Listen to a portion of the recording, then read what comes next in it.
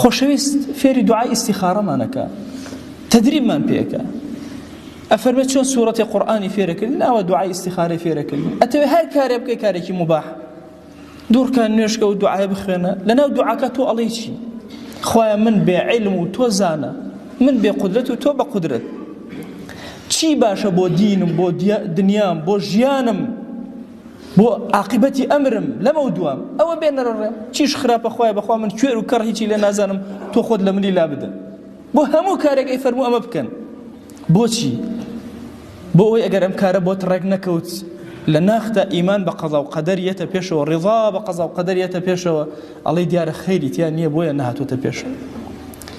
وا تەسەوەر مەکە ئەوەی لە نەزەری تۆیە چاکە ئەوە چاکەیە ئەفەرمێ وعەسى أن تكرهوا شيئا وهو خير لكم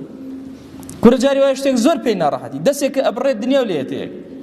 بەڵام وهو خير لكم ئەوە زۆر باشە بۆ ئێوە ئێمە وا نەزانین تەنها خەیر یان تەنها شەڕ فتنەی خوا و ئیمتیحانە والله خەیر و شەڕ ئەفەرمێ وەنەبلوکم بالشەڕ والخەیر فتنە خەیر و شەڕ هەردووکیان فتنەن بۆ تۆ ئیمتیحانن دەی بزانە کە نیعمەتی خوا لەناو شەڕە هەیە نیعمەتی خوا لە خەیرە هەیە چکە بەنسبەت منەوە شەڕ و خەیرە بەنسبەت رب العالمین و هەردووکی هەر خەیرە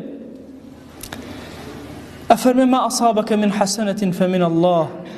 هەر شتێک لە جوانیەکان کە هاتەڕێت ئەوە منەتی رب العالمینە بەسەرتەوە وما أصابك من سيئة فمن نفسك مصيبتك شتێک ڕووی تێکردی و لە نەفسی خۆتەوەیە ئەم ئاەتە پارێزگاری لە قەضا و قەدەرەکە تۆی ئیماندار بزانە هەڵەیەکت کرد بچۆرەوە بەسەر خۆتا بزانە چه هەڵەیەکت کردووە بۆ ئەم زەررە هاتەڕێت بە کاروباری خۆتا بڕۆرەوە حەسەنەیەکی شاتەڕێت سوپاسی رب العالمینی لەسەر بکە